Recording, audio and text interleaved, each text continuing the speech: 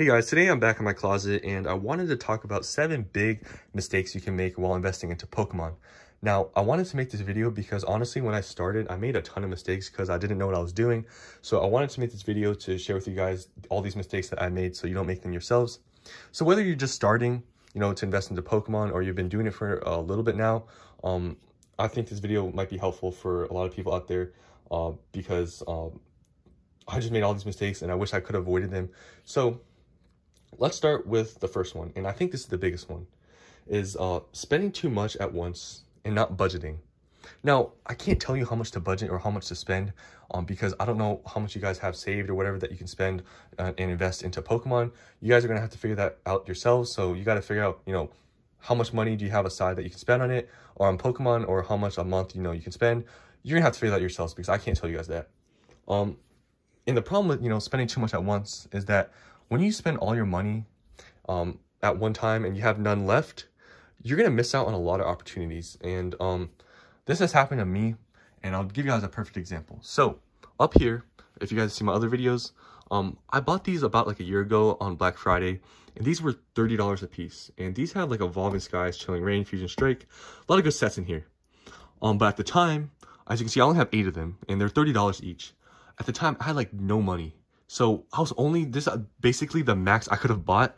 And I don't know what I was investing into at the time, but definitely I could have probably saved some money up and I would have been able to buy way more of these boxes. And I knew these were going to do good in the long run, especially at the price and the promo and just how the box is. And right now they're going for what, like $60? So I could have done way better. And yes, I know they're collection box and you could argue whatever. But at the time, I just didn't have enough money. So that's a perfect example of, when you spend too much, you don't have enough money left and you can't buy what you want. And when there's a deal, you might just lose out on it. The next mistake you can make is not looking around for deals. Now, this is a huge one I see people make, and I can actually give you guys another example of why, of people just making this mistake all the time. So about, I don't know, it's been maybe a month now. I bought this Lost Origin booster box case. Now, this one I got for $720, which is, I think, $120 a box. I saw people on eBay at the time when I bought this box for $720, or this case. I saw people on eBay buying this case, this exact one, for like $800, and even sometimes more than that. Yeah, there were some listings where they're close to $720, like $740, so that's okay. But people were spending like $80 plus $100 more for this booster box case when they could have literally did a Google search, which takes a few minutes, and saved like $100. And the thing is that I bought this from a legit place. I bought it from a card shop online. And people are just buying on eBay. I know eBay is probably one of the places people go to because, there's like a lot of sellers on there or whatever. But if you do a little bit of research, you can find a lot of deals. And I recommend you guys join some like Discords. And that's kind of how I found a lot of these deals, especially for the, some of these booster box cases. Join Discords. I know there's some Twitter accounts out there that, share deals and stuff, but it can actually, be beneficial to you and save you a lot of money just by, joining a Discord or just looking around. But just look around for deals. Don't buy the first listing you see out there unless you know 100% it's a good deal. But other than that, look around a little bit, just with anything, and not even just Pokemon, but just anything you're buying. Look around and see prices at other places. Just spend a little bit of time, and it can save you a lot of money at the end of the day. Because as you can see with me, I've spent a ton of money on investing into Pokemon, and if I were to, for some cases, I could have saved a lot of money for some boxes, but yeah, it's going to add up, and you're going to save a lot of money at the end of the day. And I know, $10 for maybe, if you spend like $10 more for each booster box, then, you could have like saved. It's not going to be that bad at the end of the day because when it doubles in price or whatever, it's not going to hurt you that much. But if you can prevent it, try to save as much money as you can. It just takes a little bit of time. Next is not being patient. And what do I mean by this? You can see this with, sets that are super hyped up, like 151. People just pre-order everything. And for some cases, it's good to pre-order when you know there's going to be a shortage. An example of that would be these 151 PC ETBs. I was able to get a pre-order of a case of them. And obviously you can't get them anymore. But that's a case where, it'd be okay, to not, be patient because you know they're just going to be, out of stock.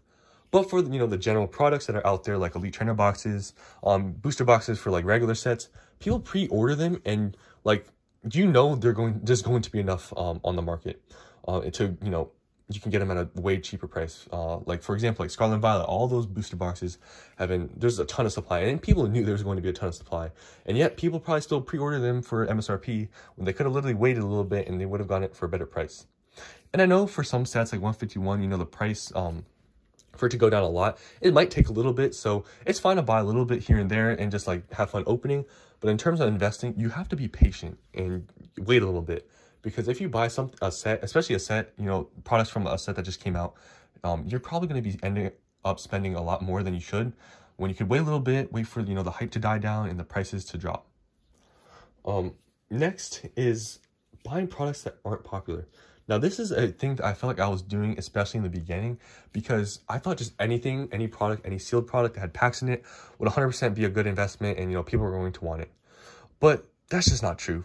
There's definitely a lot of boxes, especially collection boxes out there that you might find at Walmart, Target, that aren't that good of an investment in terms of like, there's better stuff out there. It'll go up in value, but there's way better stuff to buy out there. So not all products are the same. There's definitely better products out there.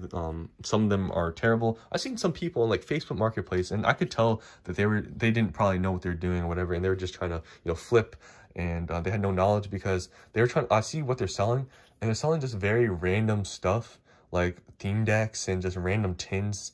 Yeah, don't do that. Don't be that person. You're going to waste your money and your time, because, for those theme decks, yeah, they're going to go up, but it's going to take a very long time. So do some research and find out what products are best. Obviously, I guess I'll just give you one now, but one of the best no-brainer products to buy out there, booster boxes. This is pretty much, the staple of products, and, this is the premium product that everyone is going to want. So it doesn't really, the set does matter, but you could literally just pick any set and it'd be better than just buying just random stuff like theme decks and like random tins. But definitely do research on the sets. I don't know why I just said don't look at set. Do research on the sets that you're buying the booster boxes of. But what I'm trying to say is that booster boxes are pretty much a no-brainer product to buy. Next, and as you can see here, people don't think about storage when you're first starting, especially, you just buy whatever and you're happy to buy this product and have it, but you need to know how much space you have, because you can see with me, it's been about 1.5 years and my closet is pretty full. So obviously if I wanted to buy a lot more stuff, I would run out of space. Yeah, it's just one of the things that I feel like I need to start doing is selling some of my stuff, which I'm going to make another video about. But I definitely need to sell some of the stuff I have, not all of it, but some stuff, and kind of change how I'm investing, because some of the stuff I did buy a while ago when I was first kind of just starting, and I've gotten a lot more, like, I guess, educated about what to do and how I should be investing my money and all this stuff. But I'm going to make that another video for that. But just know how much storage you have and how much you're buying, and just be cautious about that. Next is selling too early, and this kind of connects with point 1, where you spend too much at once or you're not patient or whatever. When I was starting and I was spending like all my money at once and I wasn't budgeting or whatever, I had times where, I would see an opportunity somewhere else and I want to spend money and buy it, but I had no money. So what I had to do was sell products that I just bought like within a month. And obviously, if you bought a product like a month ago, most likely you won't be able to just flip it and make money. You're probably going to lose money on it. Yeah, so I sold some stuff to get money to buy some other things.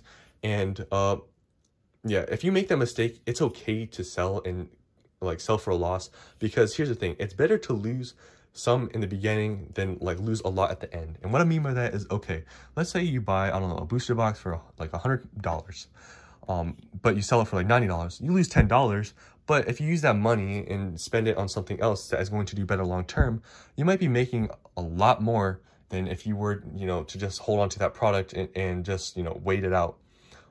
So that's okay to do, but so you can just avoid it. Don't spend all your money, budget it out so you don't have to sell it too early. I guess that's another thing, I guess, with selling too early, other than, if you spend too much, is that some people, I feel like, just sell stuff for no reason. I feel like people just, hold on to a product and, after 6 months or so, I don't know, they don't see any progress and they just sell it and they lose money or just don't make any profit. Just wait a little bit. Don't be too, eager to sell. You have to hold on to it for a little bit. So, yeah. last point I wanted to make, and I guess I can make a whole video about this point, but you got to think about, you know, when you're buying all this stuff, it's great when it goes into value and see that, but you have to think about, you know, obviously to make your money, you need to sell it. So you need to think about where are you going to sell and when. Like I said, I'm going to make a whole video probably on this topic because I actually have to, well, like I said before, I'm planning on selling some products and stuff, so I'll make another video on that. But just know you have to sell this product to make money. So think about where you're going to sell it in the future and when you're going to sell it. So that's the end of this video. I hope you guys learned something from this. Yeah, thanks for watching. All the subscriptions and all the likes and all that in the comments, appreciate it. I did see some comments in one of my videos where it was like people talking about like investing or something, like crypto investing or something, and they were like, I think they were replying to themselves and making it seem like it was a legit thing, because this guy was saying how he made like a lot of money or something investing, and he was making his own conversation in the replies. It was kind of weird. If you see any comments about, you know, giveaways, because I've seen that from other channels, or like people saying they made a lot of money doing something, don't listen to it. It's a scam. Yeah, I do not promote that stuff. So anybody in the comments saying that stuff, I'm going to try to delete it so people, you know, don't fall for that stuff. But yeah, thanks for watching, and I'll see you guys later.